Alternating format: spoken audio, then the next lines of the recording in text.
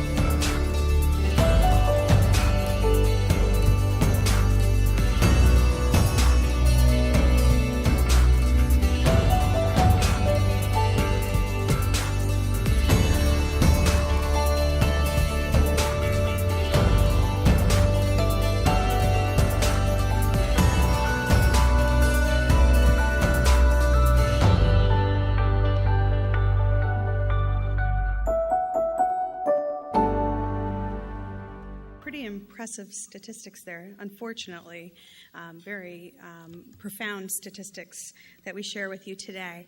The facts and figures that you just saw flash across the screen are national in scope, but things really aren't that different in Northwest Ohio. Our chapter of the Alzheimer's Association, one of 78 across the country, serves these 24 counties in Northwest Ohio. And we offer professional programs and services, staff to the community, including social workers and nurses, as well as dozens of volunteers who are trained support group facilitators in every single one of our 24 counties. And our goal is to help families through their journey with this disease. And this journey, I'm sure everyone in this room is acquainted, knows, or is a family member of someone who has suffered dementia. You know how profound of an impact it has on the entire family. It's a family disease. So one person may be diagnosed, but it impacts every person in that family.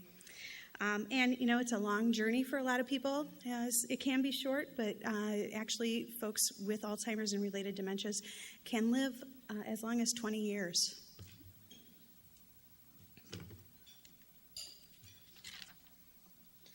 So all the services that we provide as an association are free of charge, and they're available to both the individual with dementia early in their journey, but also to the caregivers throughout that period of time that they're providing care, whether it's at home or have their loved one placed in long-term care, memory care unit. And I've got a list here of the different types of services that we provide, but just to share with you, last week I was talking to one of our volunteers, and she said she got involved because she knows it's called the helpline, but her family calls it the lifeline. Her mom was taking care of her dad, and one night, having chest pain, was afraid to call 911 because she didn't know what would happen to her husband if they took her in the ambulance. And she called instead our 800 number, which is available 365 days a year, 24 hours a day. And they actually walked her through the process of getting her husband settled down in bed so she could actually sleep. And she wasn't having a heart attack. It was an anxiety attack. Happens all the time. It is very stressful on families, and particularly a spouse, caregiver, whoever that person with dementia lives with. So our mission at the Alzheimer's Association is that continued commitment to serving families until there's our treatments and ultimately a cure, because there aren't really treatments at this point. But we also want to make sure that individuals are educated on healthy brains as well. But ultimately, our vision is a world without Alzheimer's.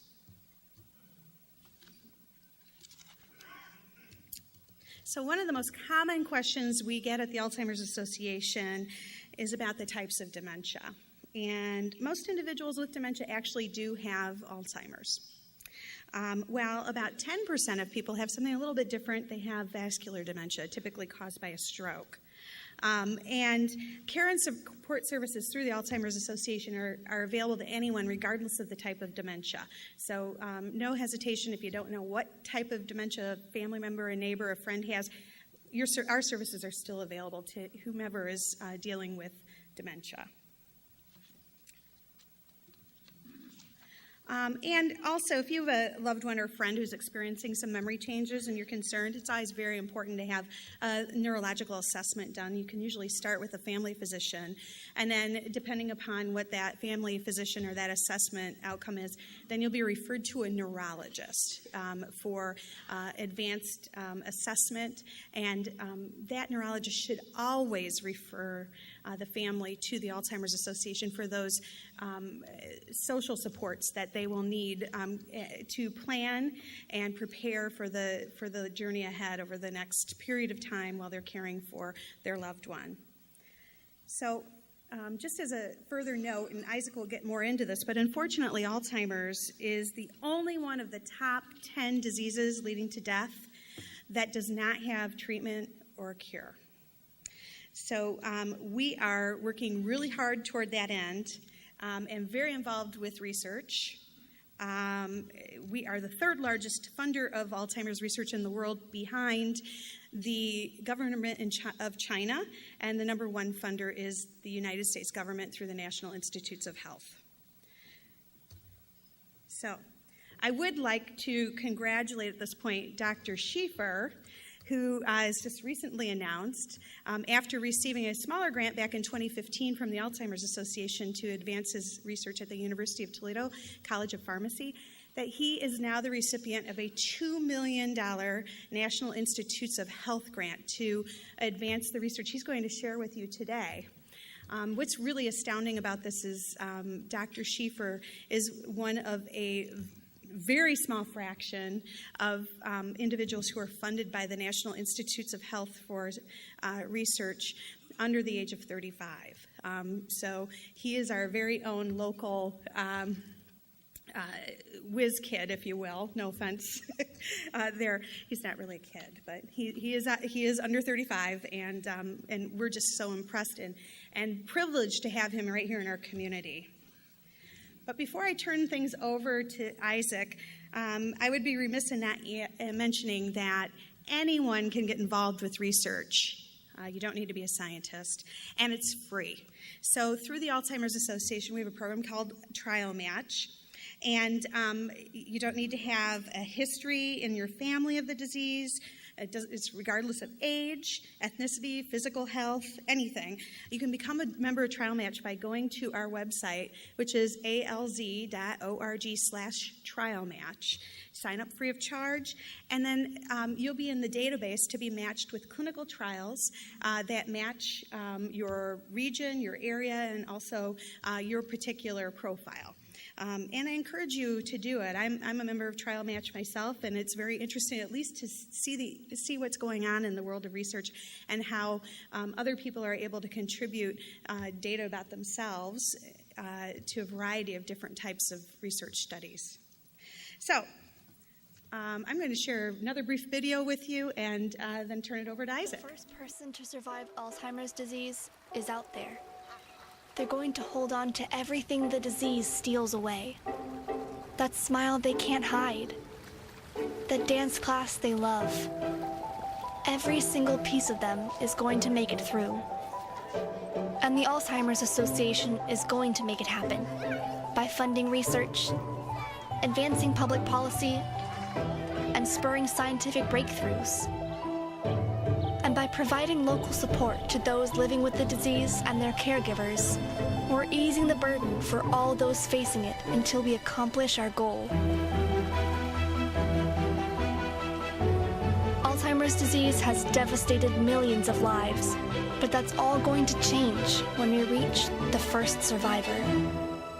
But we won't get there without you. Visit alz.org to join the fight. So may I present to you Dr. Isaac Schiefer.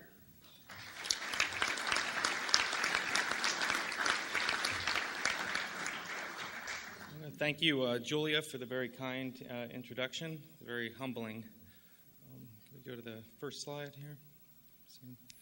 So, as she mentioned, I'm an assistant professor at the University of Toledo in the Department of Medicinal and Biological Chemistry. My office and lab are both on UT's Health Science campus, although we do use equipment and stuff on the main campus. First of all, thanks. I'm very appreciative of the opportunity to come before all of the pillars of the Toledo business community and talk about a little bit of my research. So I'll give a quick personal introduction. I find that this helps, especially when speaking to community audiences, to kind of let you guys know that I am one of you. I'm a Buckeye. I realize not everyone in this room necessarily is a Buckeye, but I am a Buckeye. So I grew up in Bucyrus, Ohio. I played football and basketball. There's me, the only championship Bucyrus basketball has had probably since 1968. So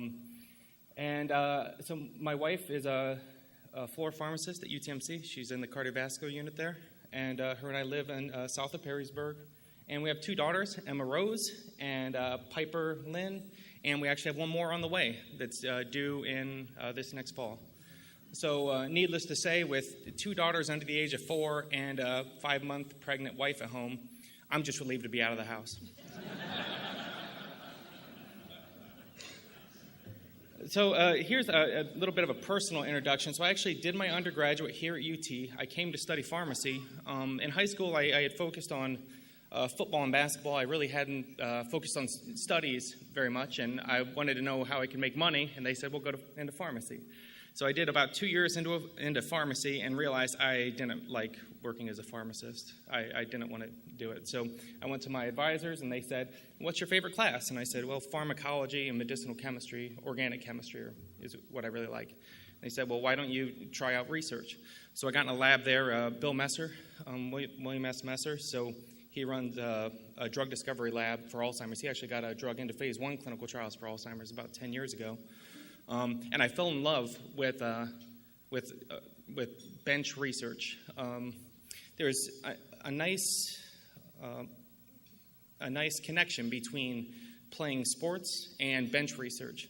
The thing that I like most about it was in football, we always had a saying, leave it all on the field, right? Never wanting to look back 20 years later and wonder how good could we have been if we just worked a little bit harder, right?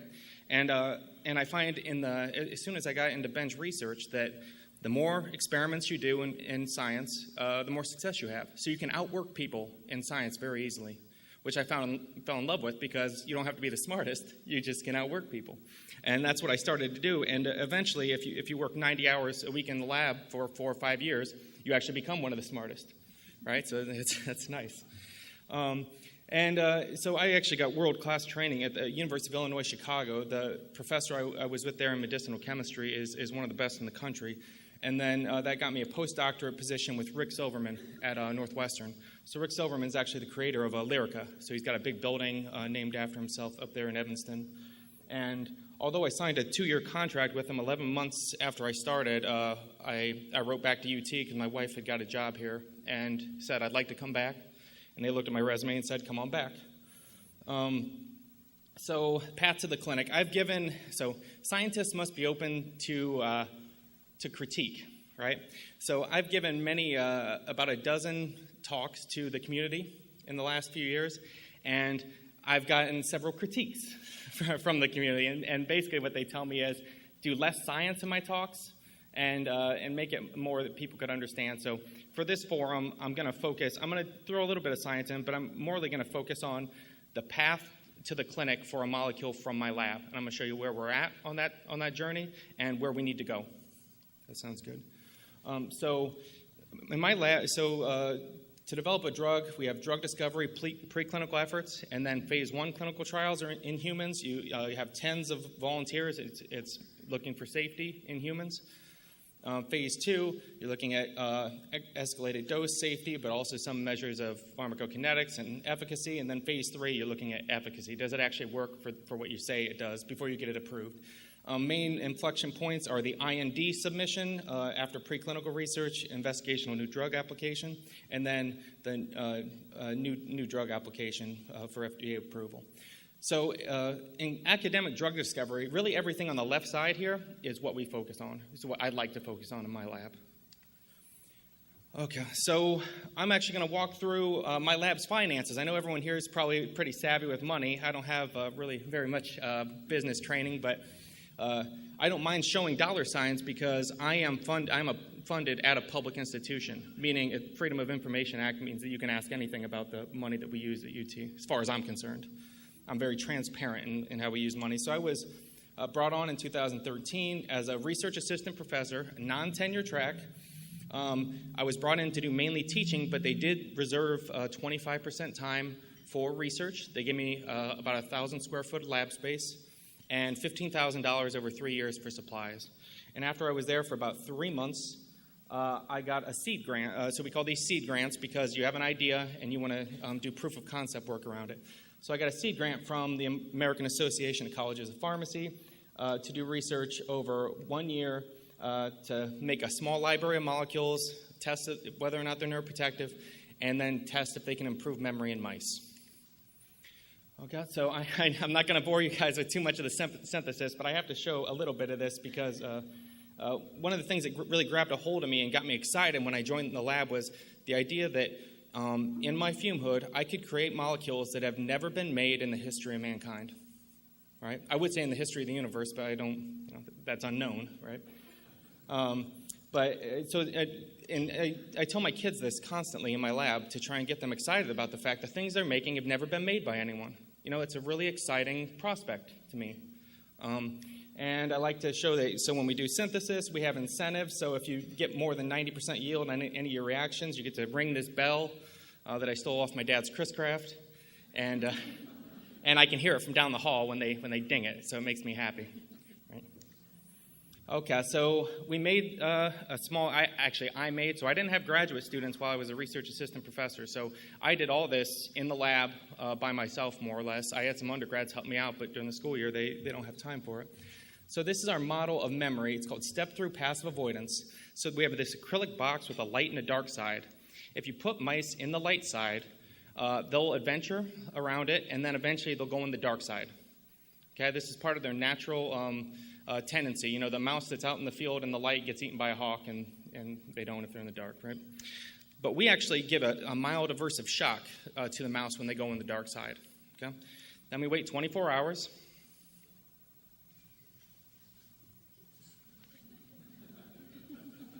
I'll just go. We wait 24 hours, and then if you put the mouse back in the light side again, they adventure around and they don't go in the dark side. They've learned that there's something bad that happens to them when they go in the dark side. If you induce a memory deficit in those mice by giving them a model of Alzheimer's disease, something like that, they don't remember and they just keep going in the dark side. So we can measure this as latency to go into the dark side, how long it takes for them to go from the light to the dark side. And generally, it's a yes or no answer. Either they remember or they don't.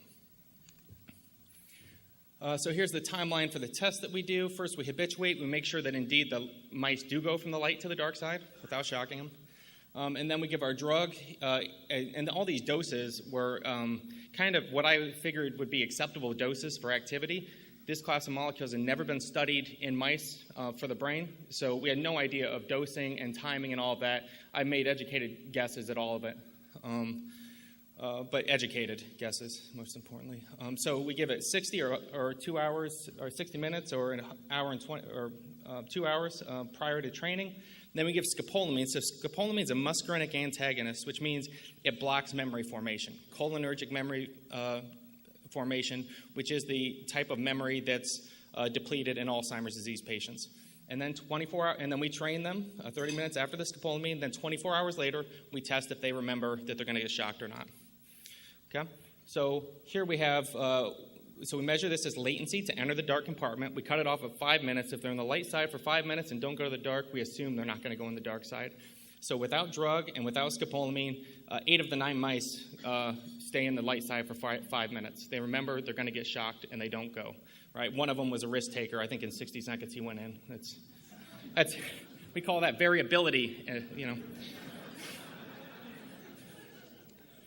when we give scopolamine, we induce a significant deficit. So 8 of the 9 mice in the first 60 seconds will run into the dark side. They completely forget that they're going to get shocked, right? And this is a validated model in neuroscience. When we give our drug at increasing doses 1 hour before, we see a few data points higher, but it's not statistically different than either the positive or negative controls. But then when we give our drug 2 hours out, especially at our 20 milligrams per kilogram dose, we see a complete reversal of the memory deficit, right? So it reverses cholinergic memory deficits, which are centralized, well known to be centralized in the hippocampus, which is the main part of where memory is being destroyed in Alzheimer's disease patients. And this is a brand new activity for this class of compounds, which we refer to as first-in-class efficacy. Okay? And the reason I have fire is because that makes it a hot class of compounds. And when it's a hot class of compounds, what happens? People start throwing money at it. So UT, in light of these results, UT promoted me to tenure track in the spring of 2015 and gave me an additional startup for 5 years. And about 3 months later, Alzheimer's Association gave me bridge funding. So this is to do follow-ups to the seed funding, gave us our initial proof of concept. Now the bridge funding lets us fill in some of the holes to convince someone to give us a lot of money to develop the class as a whole for Alzheimer's disease. And we did a lot of mechanistic work with the Alzheimer's Association money. I'm not going to show that because, like I said, I handle critiques well. So I'll just show you some of the most important pieces that you can understand fairly easily. So here's our drug, IS-141. By the way, the number is IS, my initials, the initials of the person who made it in academic drug discovery, IS-first notebook, page 41. That's what that number stands for, if you ever wondered. So we give this at 20 mg per kg. Either intraperitoneally down here by injection or by oral gavage. You actually inject it straight into the stomach via the throat. And then we measure the drug in the plasma in the brain 1 hour, 2 hours, and 12 hours after administration. You can see intraperitoneal are in red, PO is in yellow, and basically we see the drug 12 hours after administration. We see it in the brain more or less as much as we see it in the plasma. It's got favorable PK characteristics. And you don't have to take my word for it. I would cite the scientific article, but nowadays we don't cite things. We just look at the Twitter post. So this blew up on Twitter last week. I think we had 3 retweets, which in science is, Nobel Prize worthy. But we just published this recently. So we obtained this data, most of it 3 years ago, right? And I'll explain to you why it takes so long to publish in instances like mine here in a second. So that's published. And this is the molecule that we were talking about. This is a neuroprotection. But now I'm going to show you guys some new stuff that's actually included in the patent but hasn't been published yet. Right? So it's a little bit more exciting. So that was our first compound, the one improves memory. Here's one of our more recent ones. So at a lower dose, we see much greater neuroprotection, which means it's a much better drug candidate, presumably, as long as there's not some toxicity associated with the increased efficacy. And then here's some of our PK stuff. So here, remember in the first one we did 1 hour, 2 hours, and 12 hours. Now we do more of a traditional pharmacokinetic analysis. We look at the mice 15 minutes, 30 minutes, 45 minutes, much closer time points to administration with this new drug. So here we have, after oral administration, the amount in the brain. Here we can actually see, so in pharmacokinetics, there's an absorption phase, where the drug's getting to its peak concentration, and then there's an elimination phase, first-order decay. And that's what we see really nice in the brain of this one. When we give IP, it hits the absorptions much quicker because it's given intraperitoneally, and we see a beautiful first-order decay curve. One of my undergraduate students got this data this last spring, and I was really happy with it. They did a nice job. So we did follow-up analysis with all the bridge funding. And here we are in 2018. My Alzheimer's Association grant expired in it's a 2-year grant, so it expired in late 2017. And then, boom, my R1 hit. So now we get $1.25 million over the next 5 years to develop this class of full-scale drug discovery for Alzheimer's disease. And it's really exciting. Some things I would note in this is we filed the patent in late 2017. So in drug discovery especially, intellectual property it's a lifeblood. So there have been many compounds that maybe could have cured Alzheimer's disease or cancer or other things, and they get shelved because they don't have enough intellectual property life left to return on investment for development. So we waited. I was very cognizant about the fact that I must wait to publish any of this and to patent it as long as possible until I had enough money in hand to really develop it properly. So we filed the patent in 2017, late 2017. It's undergoing prosecution right now. And then we finally published on it here in May, right? So notice a lot of that data I got back in 2014. And what I want to note is I'm very thankful for the Alzheimer Association, not only for giving me the money for that follow-up, but there was a time there where I wasn't publishing. I was tenure track. I wasn't publishing. And, in academia, they push you when you're tenure track to publish. It's publish or perish. And having that money kind of got them off my back. It gave some sort of validation to the fact that they had given me a job, right?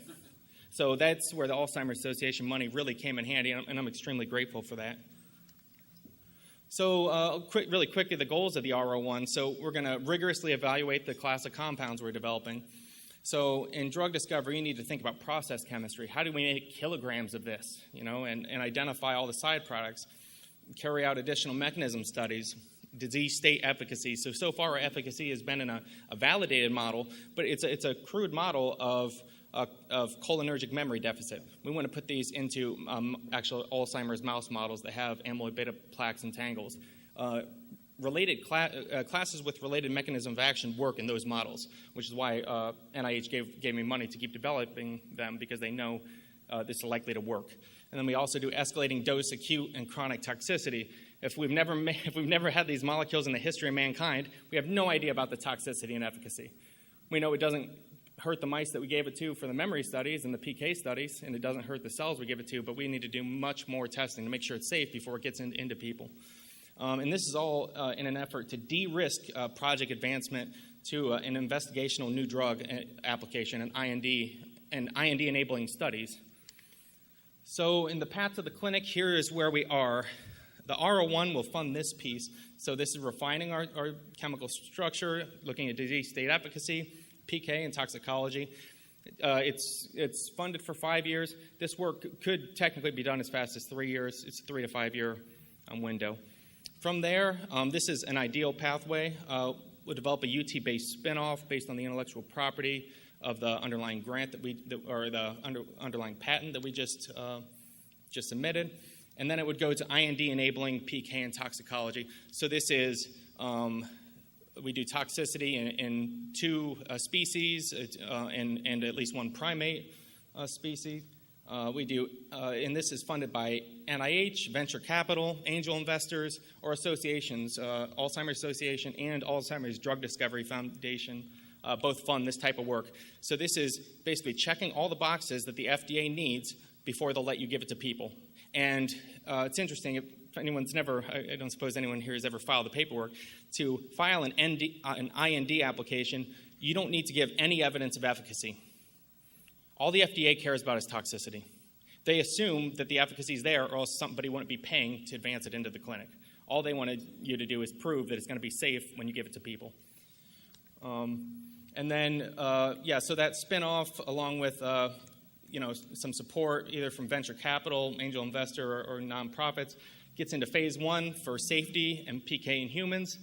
And then the idea here would be to have to partner with a large pharma at this point, or be completely acquired.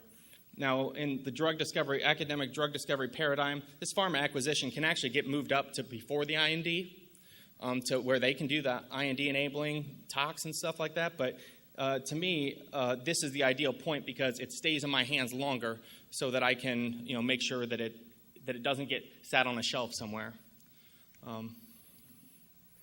Okay, with that, I'd like to thank everyone for your attention and give a couple brief acknowledgments.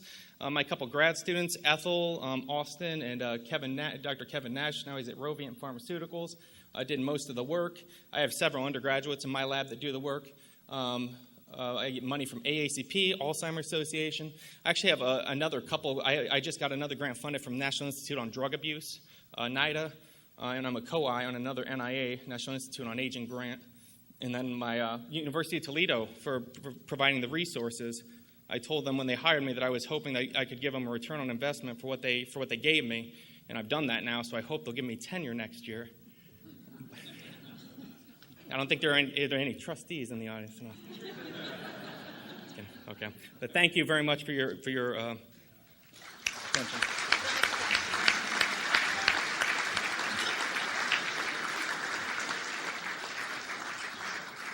We do have time for questions today, if anybody has any questions for Dr. Schiefer.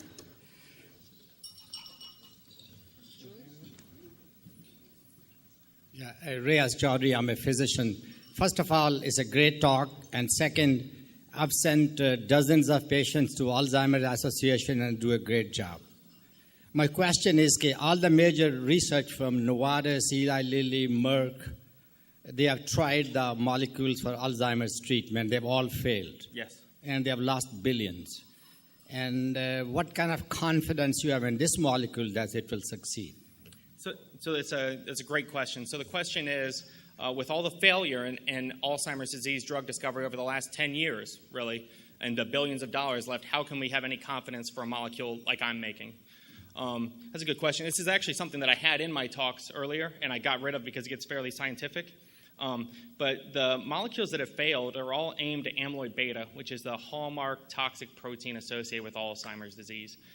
Basically, amyloid beta aggregates very easily, but it's essential. Small amounts of it are essential for normal brain function, and that's something that a lot of people didn't appreciate until just recently. So people have developed therapies that are trying to lower the amount of amyloid beta, and they actually found in a lot of those that lower amyloid beta, they increase the rate of cognitive decline. So they make it worse because amyloid beta in small amounts is actually essential for brain function. And the other problem is amyloid beta causes neurotoxicity, and once enough neurons are dead, getting rid of the thing that killed them doesn't bring them back to life. So this compound class, it's actually targeted at nitric oxide and cyclo-GMP. So it's a nitric oxide mimetic. And in mice, not in humans yet, but in mice, basically molecules that act through this pathway have been shown to improve memory and have some effects on amyloid beta and increase a BDNF, brain-derived neurotrophic factor, in the presence of significant pathological burden. So basically, they improve memory without changing the levels of the thing that's killing the neurons.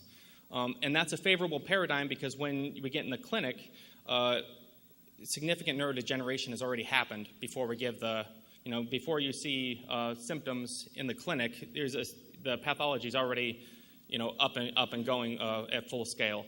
So that's why I have a little bit of optimism. It's because it's a different mechanism, and it's a mechanism not focused on the amyloid beta, but it's focused on neurotransmission, increasing neurotransmission.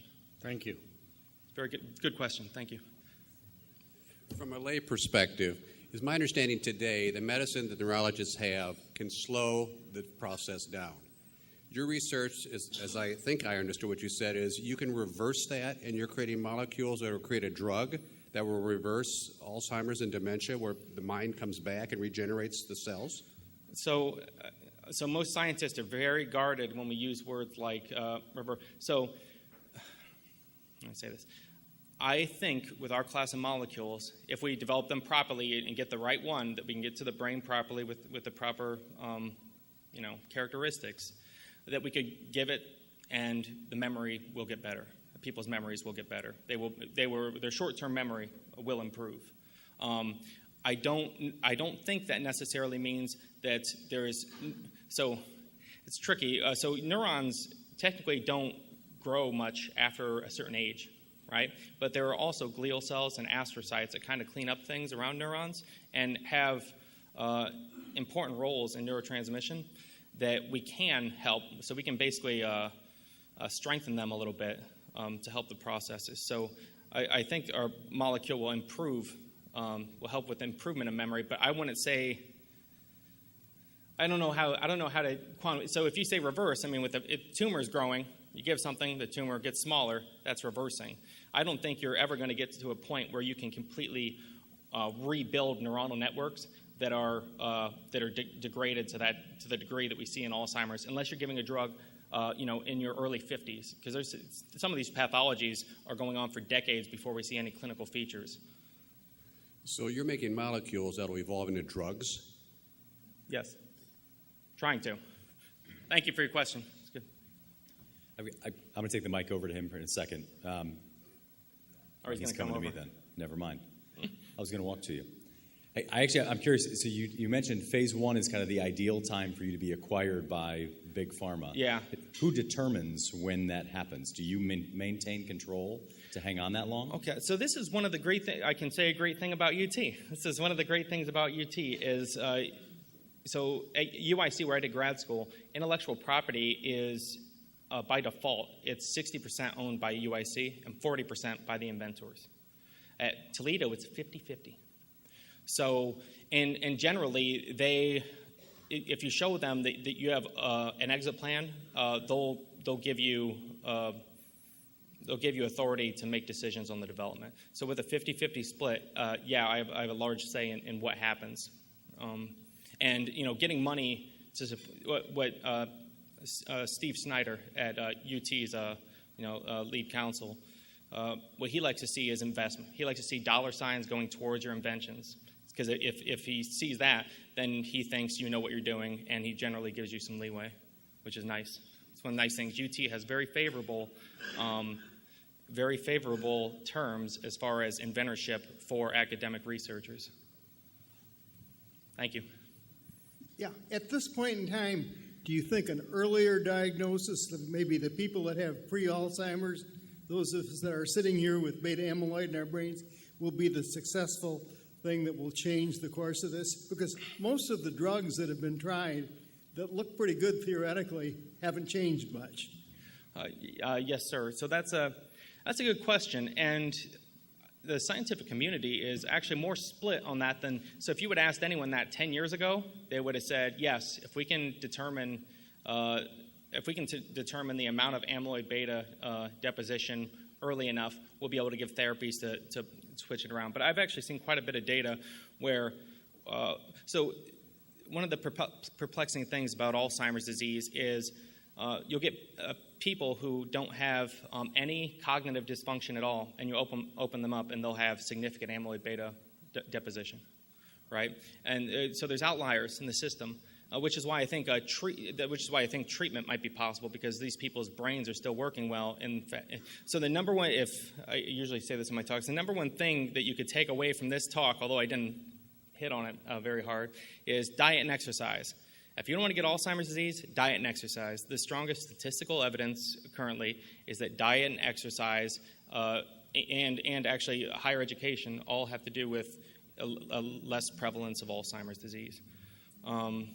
So I'm sorry, did I answer your question? I know I get off on tangents. That's good, thank you. Julia, I have one question for you. Can you tell us how many people in the regional area are affected by this disease? Yes. So in the 24 counties that we serve, 38,000 people have Alzheimer's or related dementias. And of those 38,000 people, there are approximately 100,000 caregivers. But I can tell you right here in Lucas County, we could fill the Huntington Center for a hockey game more than once with folks who have Alzheimer's and related dementia. So it's profound impact. As I mentioned earlier, I would be surprised if if there's a single one of us in this room who doesn't know someone, whether it's friend, neighbor, or family member who's been impacted.